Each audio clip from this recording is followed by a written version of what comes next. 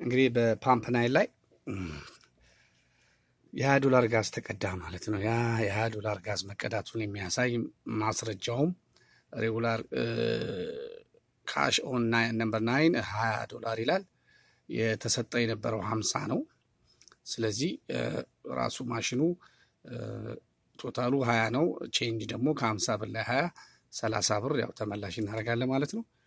ያ ብር ነው አሁን ፕሪንት ብናደርገው እዚህ ላይ ያለችውን ዲስፕሌይ ነው የሚያወጣው ማለት ነው። ስለዚህ ጋዝ ስንቀዳ የመጀመሪያው ስቴፕ ጋዝ ፓምፑ መንካት፣ ከዛ ፕሪፔይ በተንን ጋዝ ፓምፑ አለ ፕሪፔይን መጫን። ፕሪፔይ ስንል ለምሳሌ ነምበር 9 ፕሪፔይ ብንል ይሄ ፈንክሽን ይመጣል። እዚህ ጋር ሾርት ከቶች የሆኑ ብዙ ጊዜ ሊጠቀሟቸው የሚችሉ የ5 ብር፣ የ10 ብር፣ የ20 ብር፣ የ50 ብር ወይንም ደግሞ ሌላ ተጨማሪ ብሮች ማስገባት የምንችልባቸው ሾርት ከቶች አሉ። እዚህ ጋር የምትዋቸው ፊውል ፕሪፔይ የሚባሉት ሬጉላር፣ ፕላስ፣ ፕሪሚየም የፊውል አይነቶች ናቸው፣ የጋዞቹ አይነቶች ናቸው። we don't need to touch that ምክንያቱም እነዚህ ፈንክሽኖች ራሱ ፓምፑ ላይ ራሱ ከስተመሩ ፓምፑን አንስቶ መኪናው ላይ ጋዙን መውሰድ ሲጀምር የሚጫናቸው በተኖች ናቸው። ስለዚህ እነሱ መተው ይሄን ያህል ጋዝ ሬጉላር ብለው ይሄዳሉ። ግን ምንም እኛ መጫን አያስፈልገንም። ምክንያቱም ራሳቸው ሲቀዱ እዛው ዲስፔንሰሩ ላይ ወይንም ጋዝ የሚቀዱበት ማሽን ላይ 3 ስዊቾች አሉ እና ከነዛ 3 ስዊቾች ውስጥ ማለትም ፕሪሚየም፣ ፕላስን፣ ፕሪሚየም ማለት ሬጉላር፣ ፕላስ እና ፕሪሚየምን የሚመርጡበት በተኖች ናቸው። እዛው ከውጭ የሚጫኑት ነው። ስለዚህ እኛ ከዚህ ምንም እሱን መንካት አያስፈልገንም ማለት ነው። ስለዚህ ጋዝ ስንቀዳ ይሄ ነው አንዱ ስቴፕ።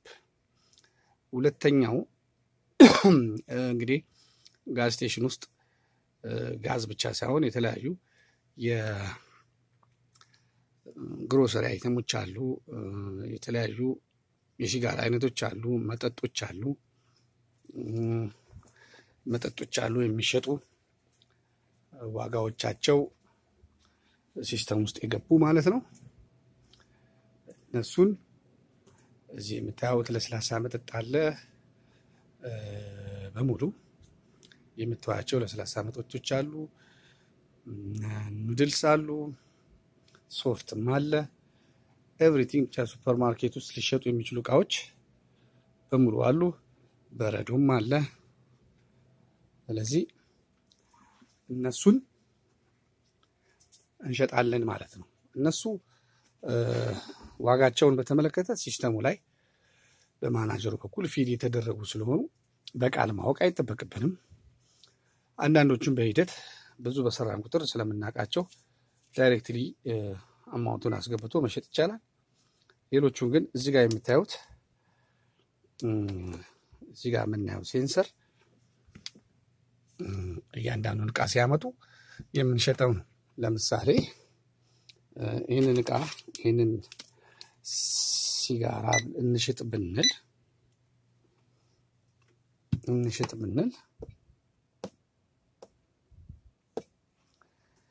እንሽጥ ብንል እዚህም ላይ የምታዩት ባርኮድ ላይ እንትናችንን ስካን ማድረግ ነው። ከዛ እሱን ስናደርግ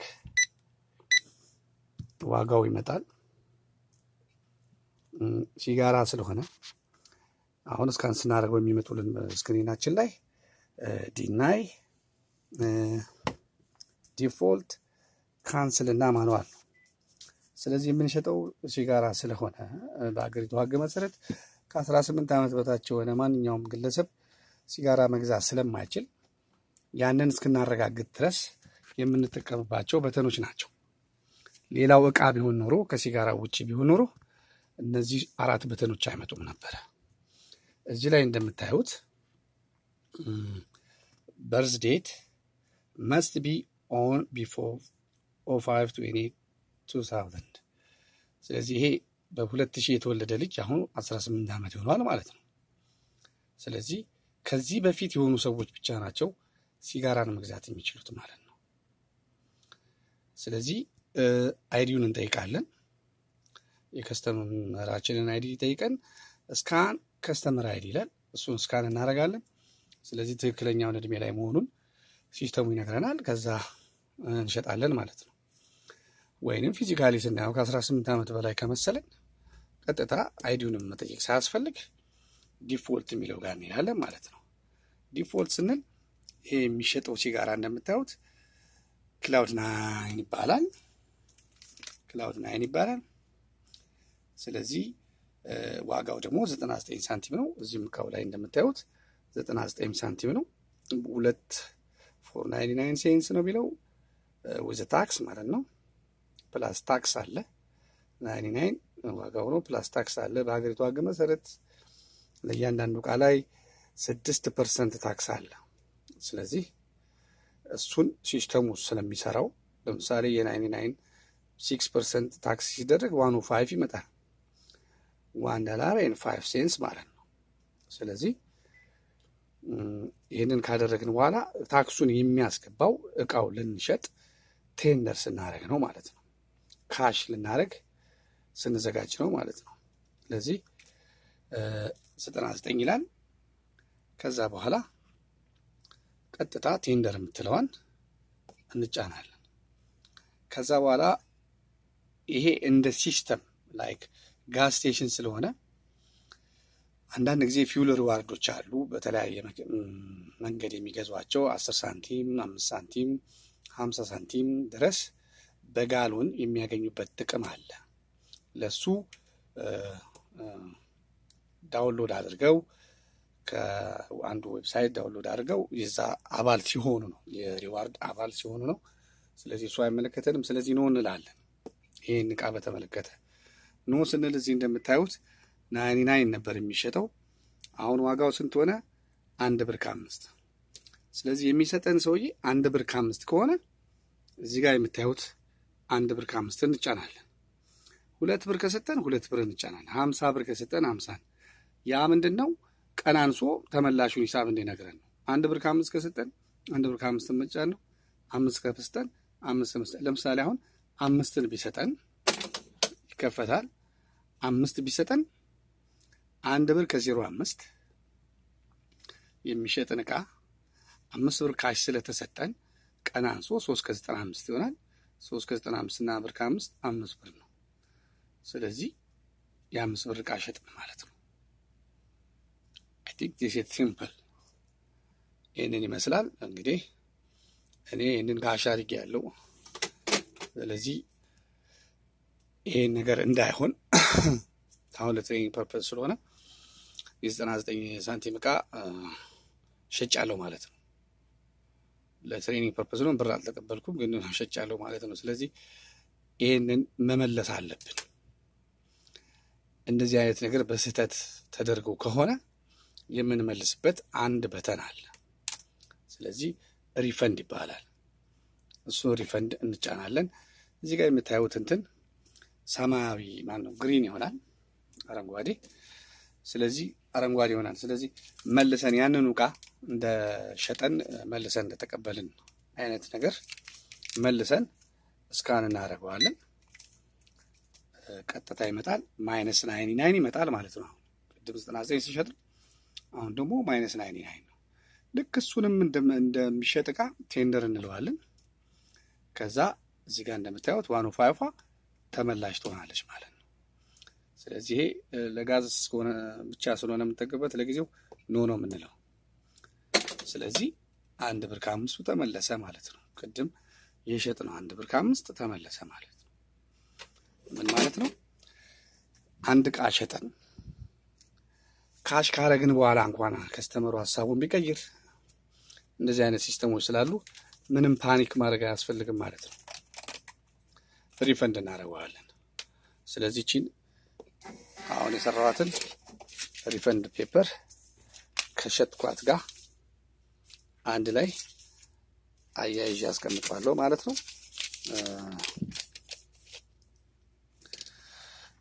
ከጥያቄዎች ለመዳን ማለት ነው። ይሄንን ይመስላል። ስለዚህ እቃዎችን እስካን እናደርጋለን። ሲጋራ ሌሎቹ አሁን ሌላ አይተም ቢሆን ከሲጋራ ውጪ ቅድም ያልኳቸው 4 በተኖች አይመጡም ማለት ነው። ቀጥታ ዳይሬክትሊ እዚህ ጋር ዋጋው ይጻፋል። ከዛ ያንን ቴንደር አድርጎ ከከስተመሩ እቃውን ሂሳቡን ተቀብሎ ያለውን አማውንት መርጠን የሚሰጠን 5 ብር ከሆነ 5 ብርን፣ 10 ብር ከሆነ 10፣ 20 ከሆነ 20፣ 50 ከሆነ 20፣ 50 ከሆነ 50 እሱን አድርገን መልሳችንን ራሱ ካልኩሌት አድርጎ ስለሚነግረን ብዙ ጊዜ ሂሳብ መደመር መቀነስ ምናምን ሁሉ አያስፈልግም። ማሽኑ ይሄን ሁሉ ስለሚሰራ በቀላሉ መልሳቸውን እንሰጣለን ማለት ነው። ይሄ ነው ሁለተኛው ነጥብ። ሶስተኛው ነጥብ አሁን ያደረግነው ጋዝ መጀመሪያ እንዴት እንደሚሸጥ፣ እቃ እንዴት እንደሚሸጥ፣ አሁን ደግሞ ጋዝ እቃና ጋዝ አንድ ላይ ሲገዛ ማለት ነው። አንድ ላይ ሲገዛ መጀመሪያ ለምሳሌ ፓምፕ 3ን ተጭነን የምንሸጠው ጋዝ ፕሪፔይ ከዛ የሆነ አማውንት ለምሳሌ የ12 ብር ብንል እዚህ ጋር አንድ በደንብ ማወቅ ያለብን ነገር እንደገና እንመለስና ብርን ስንጽፍ ፓምፕ ነምበር 3 ፕሪፔይ ብርን ስንጽፍ ለምሳሌ 12 ብር ቢሆን 12 ብር ነው የሚለው። እዚህ ነጥብ 12 ነው። በመቶኛ ነው ኤቭሪቲንግ እዚህ ላይ የሚጻፈውና መልሰን መቶኛን መጫን አለብን። ከዛ 12 ብር ይሆናል ማለት ነው። በመቶ ማባዛት ነው።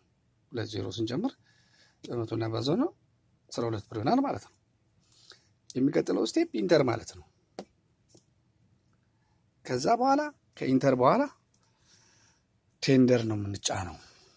ካሽ ልናደርግ ነው። አሁን እዚህ ጋር ቴንደር እንጫናለን። ተሸጠ። ከዛ ደግሞ ሌላ እቃ ነው። ከጋዙ በኋላ ሌላ እቃ ለምሳሌ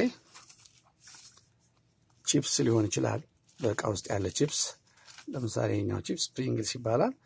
ሳወር ክሪም ኤንድ ኦኒየን። ስለዚህ እሱን ባርኮድ አለው በፖይንተራችን እሷን እስካን ማድረግ ነው። እዚህ ጋር እንደምታዩት ፖይንተሩን እስካን ማድረግ ነው። እስካን እናደርገዋለን።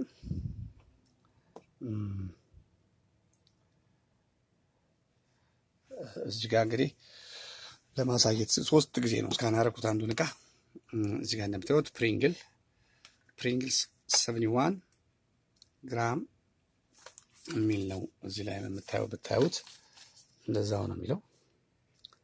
ፕሪንግልስ ሳወር ክሪም ኦኒየን እዚህም ፕሪንግልስ 71 ግራም ሳወር ክሪም ኦኒየን ነው። SCRM ሳወር ክሪም ሆኖ ነው። ስለዚህ እሱን እንሸጣለን። አሁን ለምሳሌ 3 እንደዚህ አይነት አይተም ቢሆኑ ኖሮ ቀጥታ ወደ መሸጥ እንሄዳለን ማለት ነው። ይሄንን አሁን ቴንደር አረግን ማለት የ12 ብር ጋዝና 3 ፕሪንግልሶችን ሸጥን ማለት ነው። ያንን እንሂድ ቴንደር እንለዋለን። ቴንደርን ተጫን። እንደ ቅድም እንዳልኳችሁ ኖ ከስተመር ሪዋርድ ለጊዜው የለውም ሰውየው ኖ እንጫናለን። ከዛ በኋላ ቶታሉ ስንት ይመጣል? የ12 ብር እና 3 ፕሪንግልስ ሳወር ክሪም 16 ከ42 ይመጣል። እዚህ ውስጥ ቅድም እንዳልኳችሁ የ5 ብር፣ የ10 ብር፣ የ20 ብር፣ 50 ብር አሁን ለማቅለል ከ16 ቀጥሎ ያለው 17 ነው። 17 ብር ቢሰጥን 17 ብንጫን ከ16 42 ቀንሶ እዚች ጋር የምታዩት ዲስፕሌይ ላይ ያመጣታል። ከዛ በኋላ ባላንሳቸው መልሳቸውን እንሰጣለን ማለት ነው። ወይንም ደግሞ 50 ብር 25 ብር 20 ብር የተለያየ ብር ሊሰጡ ይችላሉ። እዚህ ጋር ሾርት ከቶች አሉ። ወይ እነሱን እንጠቀማለን ወይ የተለየ ብር ከሰጡን ደግሞ እዚህ ጋር ብሩን ጽፈን ኢንተር እንላለን ማለት ነው።